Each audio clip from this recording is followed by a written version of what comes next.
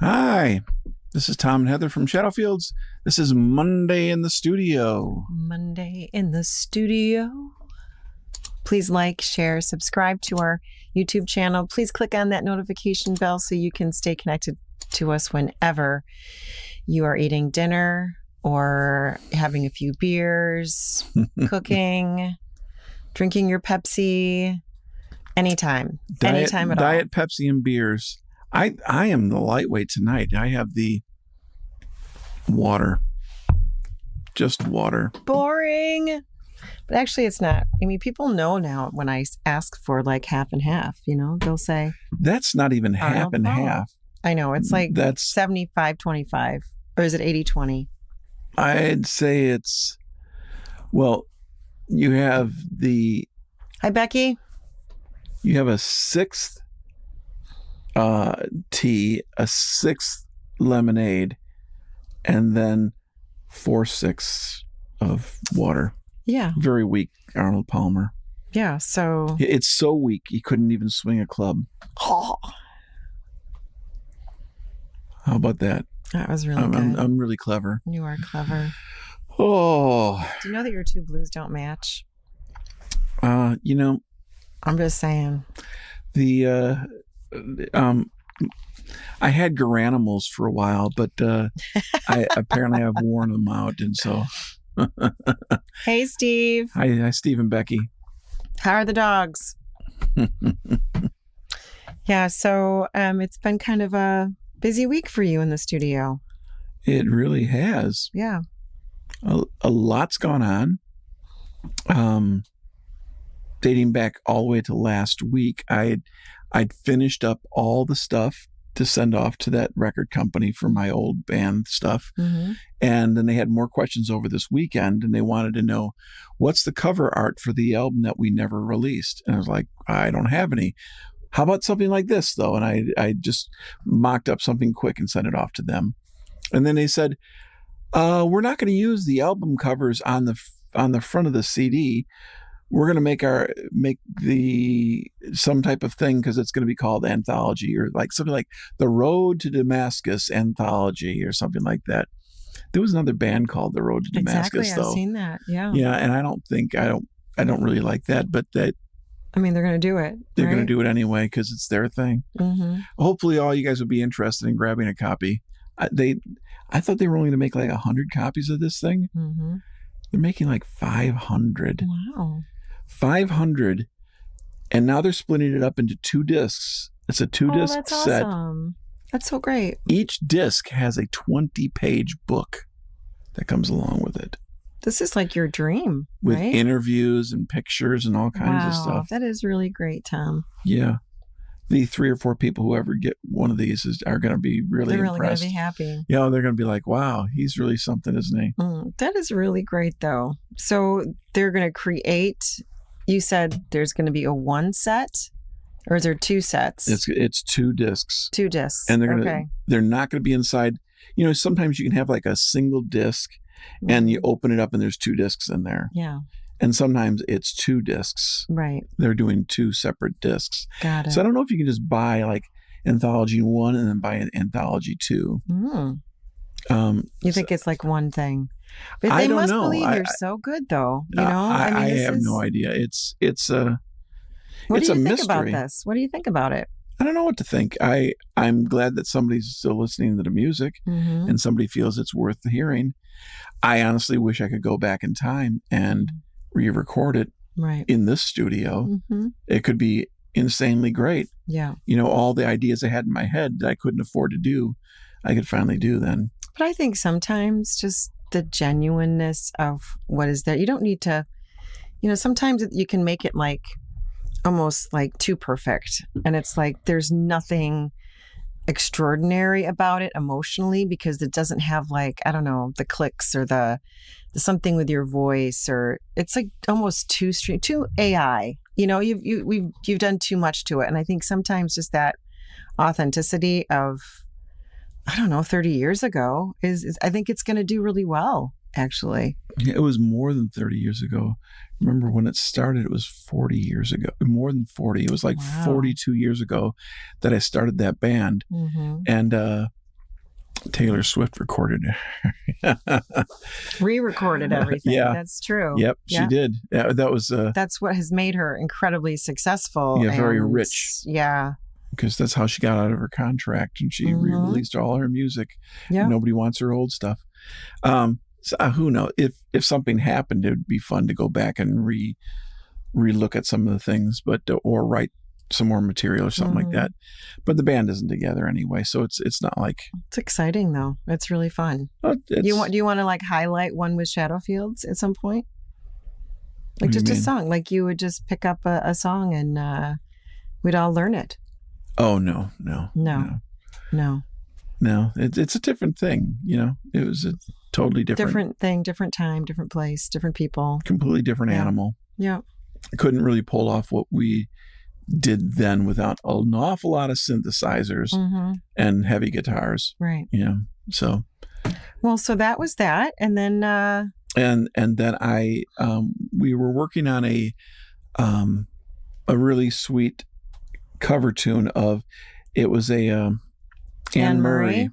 Yeah. Can I Have This Dance? Mm-hmm. It was for a friend. Yeah. Whose mother is very sick. An end stage of Alzheimer's. Yeah. Yeah. Yeah. And so very young. She's like 60, I think she's 61, 62. Yeah. So she came in the studio a few months back to record the song. Her mother did, while she could still do it. And she had troubles at that time. What a sweet voice. Oh, yeah. She's incredibly sweet voice. Very, very wonderful lady. Yeah. And her daughter was so patient with her. And it was it was very beautiful. Mm-hmm. And so they both sang on the song. And I finally, at that point, she said, "No, there's no hurry. Right. I want to use this in my wedding. My wedding's not for 2 years." Mm-hmm. So I'm thinking, okay, this is going to go on the back burner. It'll stay there for a long time. But then things changed. Mm-hmm. And so it became more important to get it done. And so I spent the weekend recording a lot of instruments and then mixing it down. And then I mastered it myself as well. So you said it was like a Don Henley drum part? Like, explain that, because I'm not sure that I heard it. I kept on like, was this for what song? All right. If you guys are into recording in the 70s, especially like it's kind of known kind of as the Eagles thing. Mm. If you listen to the drums on any early Eagles songs, very, very dead, thuddy drums. Yes. They don't go boing, boing, boing. Yeah. They have no sustain to them. Right. They're all taped up and pretty dry. Towels over them. Extremely dry. Yeah. And so this song is a 70s song. It needed that feel. Right. Didn't want the drums to overshadow the voice. Right. But I wanted drums to be there. And so lots of muffling. I finally got a chance to use one of my other drums that I don't usually use for snare, tuned extremely low, and I put this ring on it that's called the Big Fat Snare. I put that on it, and then it was still too bright, and then I put a bandana across the top of it. Mm. Boom. That was it. Yeah. You can hear the snares rattle, but it was just very dead. But it came out just right, and it's a very first time I heard it. It wasn't even. It was just a rough that you sent, and it was incredibly emotional listening to it. So we probably shouldn't talk too much more about it, but just because of secrecy and that kind of stuff. But it really was beautifully done. So nice job to you. Thank you. And then I worked on another. Luis. Another song. I started working on Luis's song. I am way behind on a number of songs for people, including ours. Very much. We have to think about a video tonight. Yeah. We have a video. We need to do a video because we have another song that's been done for over a month that hasn't been released. What will it be? What will be? What will be? And so I worked on Luis's, and I did a lot of mixing on that. Mm-hmm. I played bass. I threw a little piano on it, just to get the idea of where it's going. And then we have to talk about next steps on that. It's another involved song. Mm-hmm. And then he'll have to come back and re-sing it and get the final thing going on it. And we got Drunk on Whiskey. Drunk on Whiskey's coming up for Christian Hansen. I was working on the guitar part. I did not record it, but anyway. Drunk on Whiskey. So what's this about different hair? No, Taylor Swift. She wanted to know if she got her music back. I think what she did was she decided to she had the music and stuff for it. She didn't own the publishing to her music. Right. So what she did was she re-recorded it so that she'd own it all. And she didn't do it exactly. She didn't do it exactly the way that she'd originally did it. And that's the thing, is that it wasn't done. It was done kind of in the style that she uses a lot now. Well, of course, because she has the budget now. Yeah. So going back and looking at those, it wasn't like my thing when I did my stuff. The first album was my brother-in-law's reel to reel. It was live to 2 tracks. Mm-hmm. That was it. And for being in this empty building, and the only way we can get any reverb was to put some microphones in a stairwell. I love that. Literally, microphones in a stairwell. And then we play it. I go back, I listen to it. I go, no, we need more reverb on that. And then we had to play the song like 100 times before I'd ever get it to where it sounded decent. And then we could record that. And that was the first couple of albums were just that way. Yeah. But imagine what you could do now. It's like comparing CD to vinyl. I mean, it really wasn't. It was more like she just had, what do you think? It wasn't vinyl. It was just CDs, right? At that point for her. Yeah. Yeah, but it's just better recording. Better recording, yeah. More expensive studios, better microphones. And she does have different hair now. Yeah. Well, Tony, I think, is asking about the Damascus. Was it different than us now? And was my hair different back then?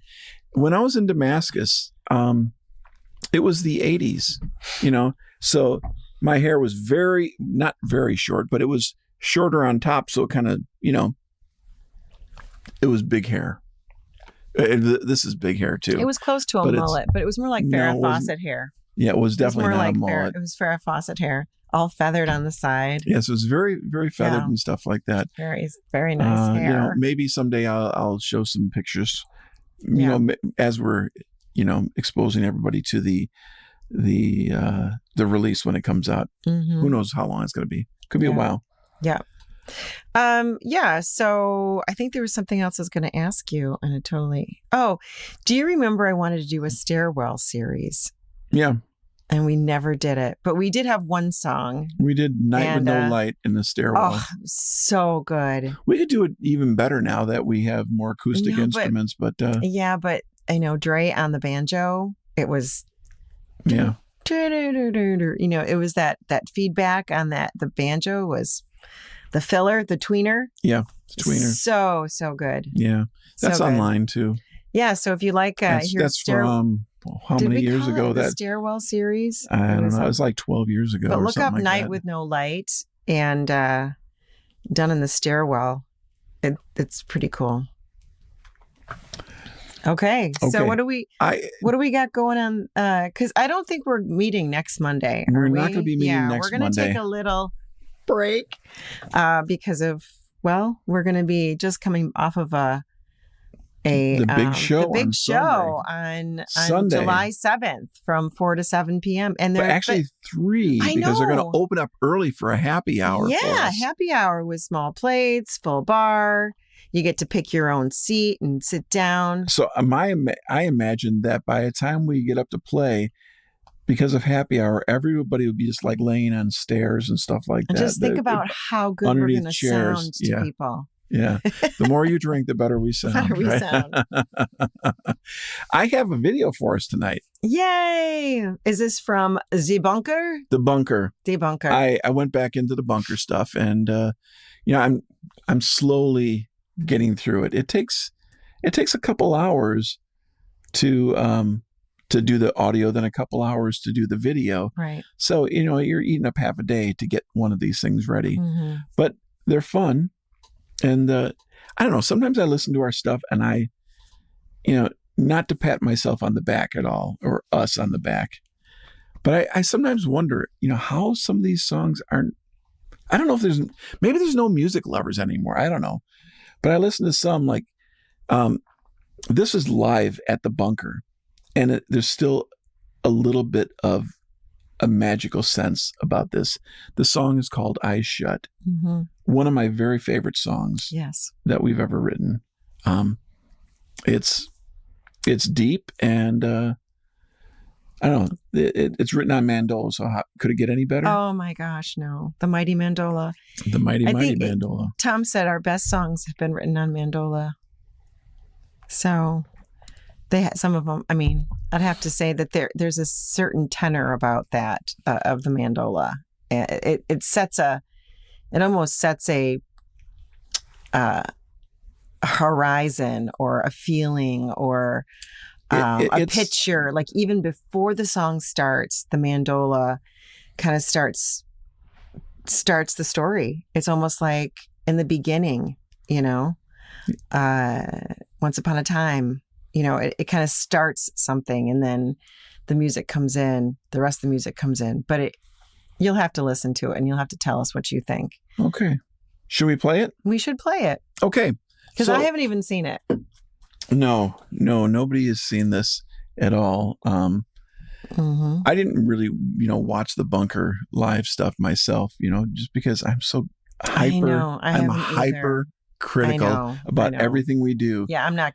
So until I retouch things, I'm never happy. But anyway, here we go. This is "Eyes Shut" from the Bunker. Yay.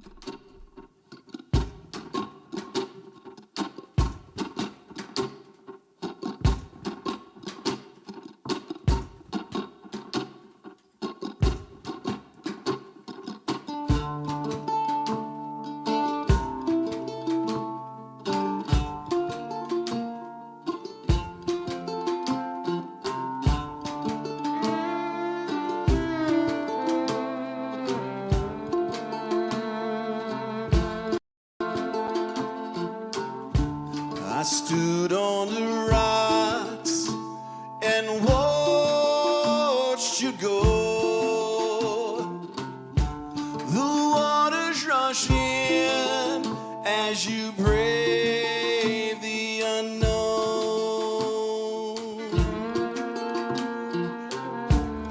The sky is purple as the sun sets tonight.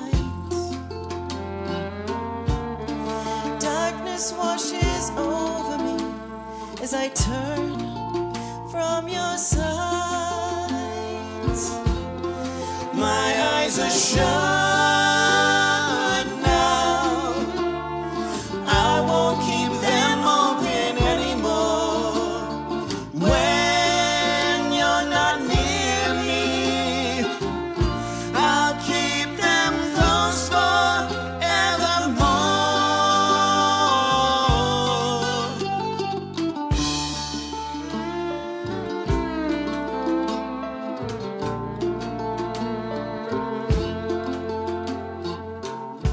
The sea is jealous and won't let you return. Please forgive me. All I left you was hurt. My eyes are shut now. I won't keep them open anymore. When you're not near me,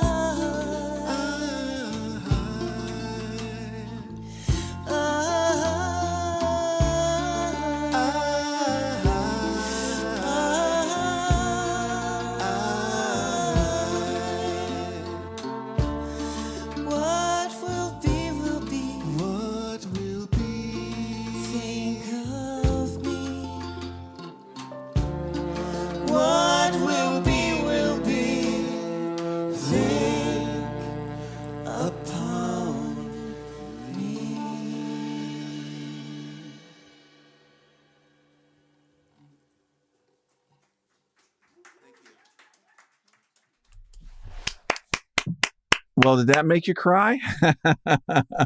I'm sad now. I need a potato chip. That's a That very was sad really song. good. It's a very Yes, sad song. Yeah, it was very good. Very good. But, did you hear that? Like, as soon as you started playing the mandola, it was like it set a scene immediately. Like, it's like, uh-oh, something's going to happen here in this song. It's an interesting instrument because it's kind of like the mandolin, but it's a fifth lower than the mandolin. So it has a bit richer sound, Yeah. but it's still very mid-rangey. It doesn't compete with the piano or with the bass. It's kind of its own thing. Yeah. So that's why I like playing it. Also because the fingering, it's not quite as tight as a mandolin, but it's not like an octave mandolin or a bouzouki where the stretches are impossible to Right. make some of these chords. You can't play them the same way. And when we created the melody on that, I didn't actually think that you were going to keep with the words or the melody. Do you remember? I mean, because Well, you wrote Do you you remember? wrote your melody, but then I came up with a different melody for my part because my part it used the same thematic ideas and stuff like that. right. But we typically don't do anything with diphthongs or hold on to certain parts of a. What's a like- explain what a diphthong is? And I know Tony Scrooge's got a million ideas what a diphthong is right now. No, but it's It has like nothing to do with underwear. well, continue. no. I mean, a diphthong would be taking like the end of a note and like taking it somewhere like you sing me a diphthong. Today, you're moving You're moving on on a held on note. a held note. Yeah. And so this case, it's my eyes are shut now. Like I know that I won't keep them open anymore. Like I It's very wrote that. musical-ish. I wrote that obviously just standing up there and I was like, he's not going to keep this at all because Well, it's one of those it weird was ones where like, we ended up keeping. I know. Basically, we kept everything you sang I know. It was so was bizarre.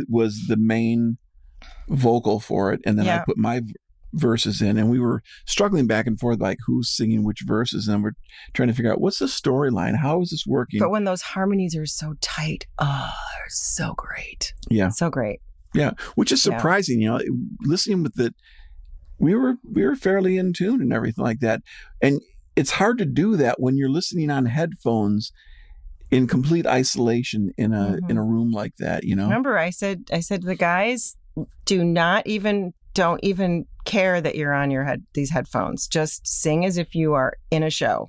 Yeah. And we did that, and I just had it to be really connected with Oh, what everybody you were looks doing. watching it though. Everybody had that like I'm Like not going to really- I'm going to really I know. concentrate.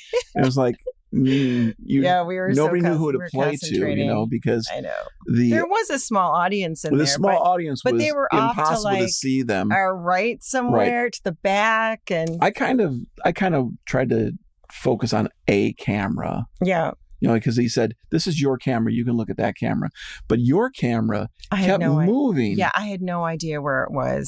It was like Yeah. camera number 3 or something like that. And I'd be editing and all right, Heather's going to sing now. And I'd poke it in there. I go, it's looking at Tony right now, or it's Mhm. looking at the drums. Right. And then it starts slowly panning over. Was and it then a it's, motion camera? Like, Yeah, yeah, okay, there- yeah. So there whoever was was moving, there was 2 cameras that were motorized. yeah, And so they were moving around for whoever was doing something. But, that was the only one that Mhm. focused on your face. Right. So So one of the questions is they didn't see headphones on Tony, and wondering why. It's because he was wearing in-ear monitors yeah, and so those are because he's a little bit cooler than we are. I think he purchased his $150 or whatever that was in-ear monitors. No, And, they weren't 150. They're a lot more than that. no, but anyway, they're kind of more. I think you can hear them much more because I've used those for church, but you can hear everything so closely into your ears. The headphones, there's still a little movement with your ears and stuff, so it feels a little bit like things are still kind of moving in your ears in some ways. It's not just a flat. And Tony he uses those during the show too. Yeah. Yeah.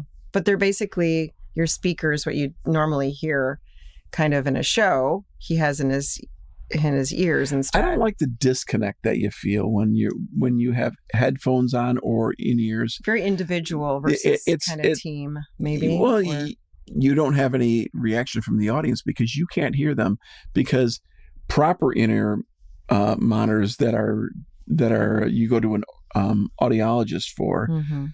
They're about $1,000, but they block out like 40 dB. Mm-hmm. So you can't hear anything the audience is saying at all, Mm-hmm. or anybody on stage. If somebody comes over and starts talking to you, unless you pull it out of your ear, you can't hear anyway. You're in your own little world, and I don't really like that feeling. Do you think we'll ever get them for the band?